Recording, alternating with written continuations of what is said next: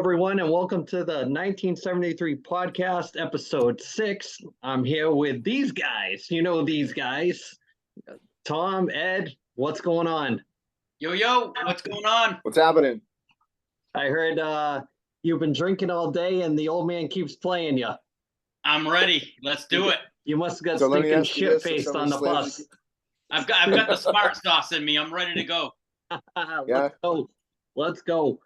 All right, so we like to always start out with a little section with some of the emails that we got this week, and we usually pick one, and we want to thank everybody that wrote in this week, and we want to kick it over to Ed. Ed, what do you got this week for an email? This is from Darren in East Wareham. Darren, good to hear from you, brother. Thanks for supporting the podcast. We really do appreciate it, man. AC and Tom and myself, we've known Darren for a very long time, so man, really appreciate it. The email, man. Thanks. So the question was, what do you guys think of March Madness games that have been on? Thomas, you can go first, brother. It has been awesome. Mr. Electric. It's been unbelievable the way they have the NIL now, where the players get paid. So there's a lot more parity in the league right now.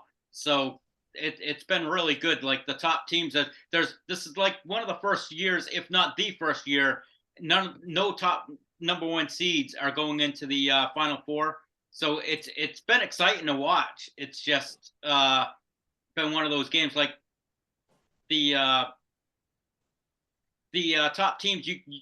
If anyone can, like, put it this way, I don't think there's a bracket on ESPN right now that is up for the perfect bracket. It's just been crazy.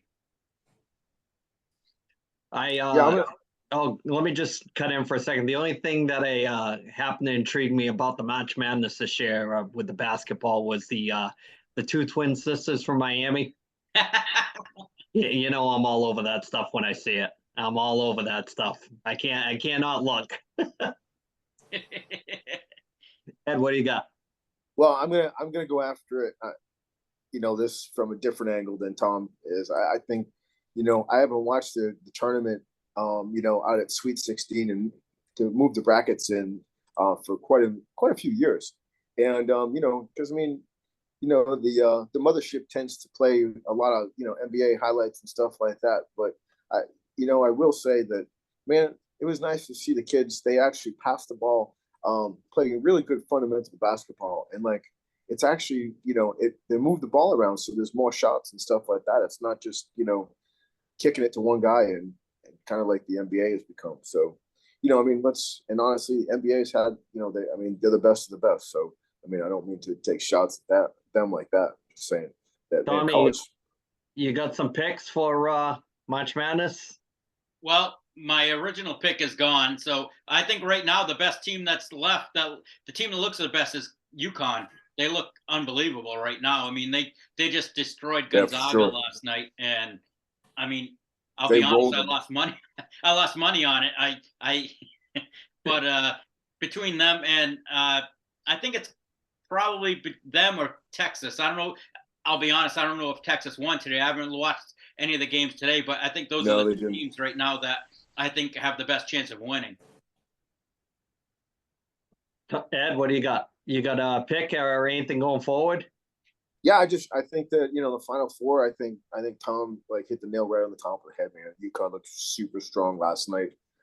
They really did. They just rolled them. It wasn't even a game, So I'd have to say UConn, but I would say, be careful of that Miami team. I think that's kind of a sleeper. You don't know very much about it, but they did win today. So I think kind of fell back in love with the tournament again. Just Yeah, I thought it was a great question for Darren to email in, just to kind of shift gears a little bit and get a take on that, because we hadn't had a chance to really talk about that, especially where it is a big month for that. But like to switch gears a little bit, start talking a little bit of wrestling. We're going to transition over to the segment, Are They a Hall of Famer? This week's pick is Andy Kaufman. Now, I know before we do a dive into this about is he or is he not a Hall of Famer? They do have that celebrity wing. With that being said, we can either look at it like it's a celebrity, like a Cyndi Lauper, because she did have a big part in that rock and wrestling boom and getting WWF nationwide on MTV. We're looking at it like that. What are your thoughts, Andy Kaufman, Hall of Famer, not Hall of Famer? Ed, I'll go. I think celebrity wing, yes. I think that that thing that he did with Jerry the King Lawler. I mean, man, that had legs. They stretched it out for a good long time. I mean, they got on Letterman, and I mean, they really, really kind of pushed that. So, I mean, I can see that. It's still hard to kind of that was like it's kind of like one big push. But I mean, I will say that he did kind of springboard that era, into the mainstream and kind of almost handed it off to like the rock and wrestling experience.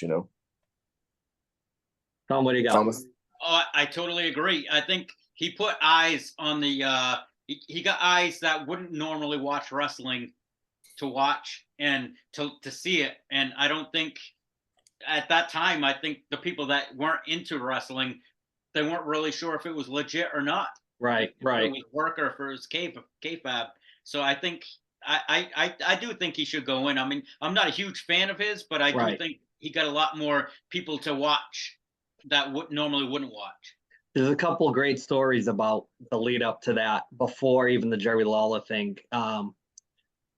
He was based out of New York with the Saturday Night Live stuff, and he would go to the MSG shows, and he begged Vince Sr. to do that there.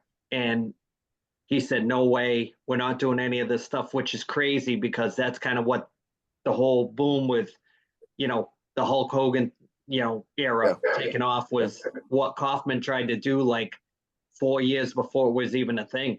He actually, when he got rejected by Vince Sr., he sent all kinds of envelopes out with his idea to all the other promoters. And the only one that bid on it was Jerry Jarrett and in Memphis, because they were like the most outlandish out of all those territories. They had like the kind of some goofy gimmicks and things like that. So he was the one that kind of, led the charge with that. And there was like almost like a blood pact between him and Lawler that they were not gonna let anybody else know that it wasn't legit. How he started just wrestling the women at first and beating the women. I mean, you try to do that now. I mean, people would lose their mind if he was doing some of that stuff, with the male chauvinist cooking and cleaning thing and all that stuff. And it just snowballed from there. And I mean, it was pre WWE era stuff. So as far as the contribution to it, celebrity wise, and being able to kayfabe the way he did, I'm going to say it from a celebrity standpoint. I'm going to say if there are celebrities in that wing, he's in for that. For the wrestling aspect of it, if we're just strictly saying wrestling, no. But celebrity wing and contributions to it, I'm gonna go with yeah. And staying on that same topic with the wrestling, we haven't had a chance to touch on this either. Is the A&E biographies on? I think they do a pretty decent job. I thought the Jake Roberts one was really good. There's been since the last maybe 5-6 years, there's been a lot of Jake the Snake stuff out there. The rebuilding of Jake Roberts, all that stuff with DDP, and a couple of things. Tales from the Dark Side, I think, had some stuff here and there on it, and so take on the Jake the Snake Roberts episode where they talked to his kids and gave you a background of how he's doing now. What do you think? Ed, this is all you. I haven't seen this one. I thought that they did a great job of it. I mean, I really think that that A&E does a really good job, like on how they portrayed it. There were a lot of stories I didn't know because I watched that. It definitely dove into some serious dysfunction, to say the least, man. Yeah. I mean, it was just like, golly, you know, it's just like, man, that's, and I mean, but I guess it's, when, you're out on the road that much and that type of thing. I mean, I think that that's probably plays into that. So I don't There know, are but man, it was. there are Go ahead, quite a Ian. bit of Jake the Snake stories out there. I sent you one this week that you know, was kind of crazy story that they had talked about on another podcast with him drinking his own urine and things like that, and just crazy. Then if you get a chance, if the Dark Side of the Ring has a Grizzly Smith, which is his father, episode where they talk about all the really dark stuff with a disclaimer before you even watch it of the content that they're going to talk about underage girls and things like that. And it just, I thought that episode was great. It'd be nice to condense all those for a deep watch and watch them all in a row, so you get 6 hours worth of story. If you ever have that chance to do on a rainy day, just bang them all out back to back with the Grizzly Smith in there too, and you'll get the full, probably Jake the Snake story, and it's crazy, absolutely crazy. The other one that I had a chance to watch was the China episode. Um, kind of another depressing story, top of the world, and a big drive to be somebody, and just kind of a sad ending. I don't know if you guys had a chance to see that one. I saw that one too. Yeah. Thoughts on that one, Ed? I thought that they did a really, really good job. She really was a trendsetter. Yeah. She really was. I mean, Yeah. She came in with that Attitude Era with D-Generation X. I mean, I don't think that DX would have gone as far if they did not have China. She was kind of like that silent piece, that kind of just stood there, and you're like, and it just, and then she gradually got some momentum, and I mean, didn't she did win the Intercontinental belt too from Jeff Jarrett, right? Yeah, she did, and there's a story behind that too. And Jeff Jarrett didn't really talk about it too much. He actually had asked for more money the night of to do that on his way out, and he didn't mention that. I don't know if they cut it out or whatever, but that is the story, that he actually had asked for more money when they told him that he was going to be doing that, with her, and kind of held him up a little bit, even though he was leaving. Sure. But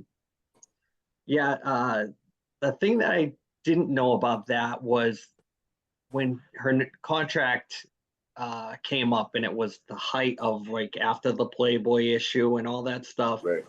She kind of screwed herself a little bit by asking for more money than what she was actually. If she had just played it out a little bit longer, she would have got a whole another group of ladies to wrestle,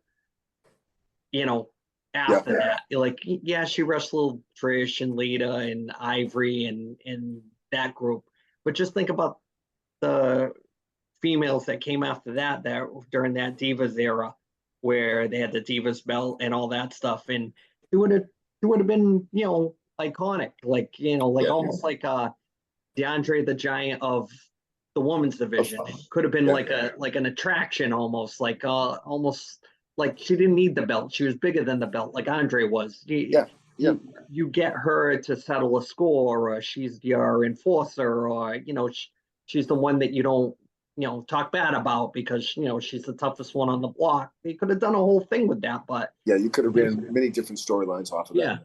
And it seems like once she left, Mick Foley had said if she had just gone on the independents and kind of made her way and kind of did some, kind of rebranded herself for a comeback like Cody's doing now, maybe there would have been some life there. But then when she got involved in other things, and there's that whole dark side of it, and downward spiral after that. But I thought they did a great job. And the one that they're finishing this season with is the one I'm the most psyched to watch, is the Dusty. They're doing the Dusty episode. Oh, really? Long overdue. It's going to be fantastic. I think they're going to have both brothers on, so that's going to be great. And the kids that you don't hear about, and his wife, which is Cody's mother, and it should be great. And Iron Sheik, I think, is the one right before that, so that's always really always a good time. Yeah, Iron Sheik. Andy, I got a question for you. Do you think they're building up Rhea Ripley to be like the modern day China with Judgment Day? It's crazy that you say that, because it seems like they're trying to reinvent her almost like that, because they realize that they dropped the ball kind of with her, maybe, with other things. And I think whether they want to admit it or not, they do try to steal a page or two from stuff that they did wrong. And whether they say they're not watching AEW, they're watching AEW. I know the old man never did, but they're watching it. Triple H, I think, is on the pulse of what's happening with all things wrestling all the time. He's all in with all that stuff. I mean, if the old man was there, they wouldn't have Cody come back. They'd be squashing him already just to prove a point. That's why the WrestleMania match is so intriguing, because are they going to swerve him at the end and make him do the job and say, hey, that's what you get for leaving, or are they going to do right by him and put the belt on him and let him run with it? So the storytelling leading up to this WrestleMania with that has been fantastic. It has been absolutely fantastic. They're killing it. Storyline that is like the best thing they got going right from Royal Rumble. All the interviews have been fantastic, and their interaction with Heyman has been great. So the mic work has been unbelievable between those two guys. Yeah, and the where he's got to emotionally take a step back for a minute or two before he tears up and things like that. And now it's to the point where he doesn't want to talk. He doesn't want to mention anything about the old man. Yeah. He wants to do it all on his own. And, it's a good story. I mean, if that's the storytelling I like, it takes you on a ride, especially if there's some history there that you can kind of sit back and, do a deep dive with and say, hey, listen, I've been here since day one too. Whether you're a fan of the brother or not, you never know. Are they going to let him show up at the end and run out there? Who knows? It's WrestleMania. Anything can happen. And it's on my birthday this year, which is always What is that? Is that the big 5-0? It's the big 5-0. Big 5-0. The first one in the group to enter the club. And I got my AARP in the mail the other day, which is fantastic. So I can finally, if movies were still a thing, I could get a discount at the movies on Tuesday. So I missed it. I missed that whole thing. Missed the whole window. I missed it. Damn. So well, shift gears a little bit. Even though we could talk about wrestling for a while, we'll hop into some NHL. Let's talk some hockey. Let's talk some hockey, fellas. What do you got? What do you got recently going on? How's your Bruins, Tommy?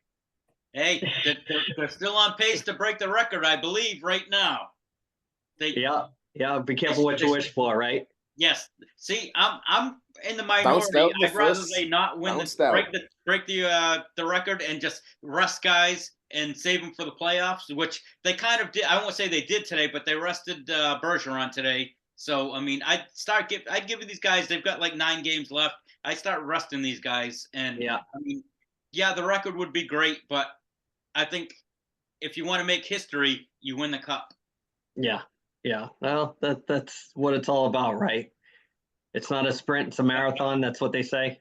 Exactly. And right. You know what? They showed a little bit of toughness yesterday with Hathaway fighting Maroon right in the 9 seconds into the game. It wasn't really. If you read the headlines, it said a line brawl. It wasn't a line brawl. It was just those two. The other guys just the other guys on the line just kind of hugged each other and kept each other out of the scrum. But I'd like this. I'd like to see it, and it just shows you that playoff hockey's coming, and it just shows you a little preview of what's to come. I think the playoffs this year are going to be unbelievable. Like, there are so many good teams this year.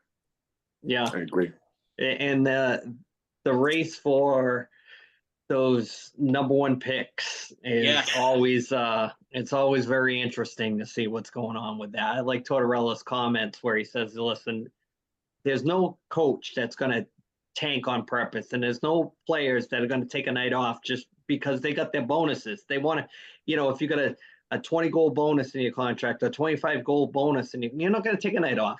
So the incentives are there for the teams that aren't in the playoffs. So I don't understand where the whole tanking thing comes from. It's stupid. And if you're a fan, a true fan, you wouldn't want your team to tank. I won't say anyone's choking and anyone wants anyone to like tank, but I was with the Portuguese Phantom tonight, and all he would say is that in Kudobin we trust. Oh yes. I don't know if that means the Blackhawks are trying to tank to get Bedard or to even get to the second pick, which I think it would probably. I think his name is Fantilli. Yeah. The second, the kid that they say is going to be number 2. Yep. But all I will say is that ears to the ground, the Portuguese Phantom says, "In Kudobin we trust." Yep. And you can bet your mustache on that one. With that being said, yeah, I'm curious to see if what Biz said on the podcast is going to happen with Phoenix. So if it happens, we've mentioned it already. The fix is in for Phoenix, right? That's what I said. What he said. I'm curious to see if the fix is in for Phoenix. And I don't know if I mentioned it. Austin Matthews, when the contract comes up, going over there. You know what I mean? They need a new stadium. I can see it all coming into fruition. All the peanuts aligning. So we're gonna at least start a little bit of off tonight, but Tom, we're gonna do album of the week. What do you got? Tonight I'm going with AC/DC, Back in Black. Oh, the highest. It was released in like 1980-ish, somewhere around there. 80. But some of the tunes that I love, Back in Black, Hell's Bells, Shoot to Thrill, those are some of my favorite ones. And Rock and Roll Ain't Noise Pollution is one of my like underrated songs. Yeah, great album. First one with Brian Johnson. Yeah, I was gonna say it was got a lot of flack because of that being their first album with them, but I think it was underrated. I loved it. I thought it was great. Ed? I thought it was a great album, man. I remember, cranking that up and like, reemerging in the gym and stuff like that. Just, yeah. You know what I'm saying? It was great just from start to finish. It's a great album to like work out by. Yeah, and that's one of the highest selling albums of all time. As far as rock albums go, I think it's number 1 as far as total sales altogether. It's right up there. In that year, 1980, for albums, unbelievable year for albums. I mean, if you look and you put in metal albums for 1980, it's unbelievable. I mean, British Steel came out that year. It's just crazy. Number of the Beast, I think, came out that year. It's crazy. There's so much good stuff from that year. Not so much Kiss stuff, but yeah, it's good. Yep. Yeah. So, any thoughts before we wrap up the show? We'd like to thank everybody that wrote in this week. Keep them coming in, and it's good content. We'd like to know what you think, and keep us informed with what's going on. And we want to give out to our shout out to our buddy Scott at Brock Street Breweries. Hopefully we can get together and do something. I'm rocking the hat. This hat's so old it's barely staying together anymore. But yeah, he's supposed to hook us up with some t-shirts and stuff, which would be great. So yeah, before we leave, a couple years ago, I wrote this book, the Elliot book. If you're a dog lover or a pet lover, it's a great story. A 21-year-old deaf dog in the journey that brought him to me. It's a great book, good read for kids. With that being said, Tom, you got anything before we wrap this up? Just want people to hit the subscribe button on the bottom of the page.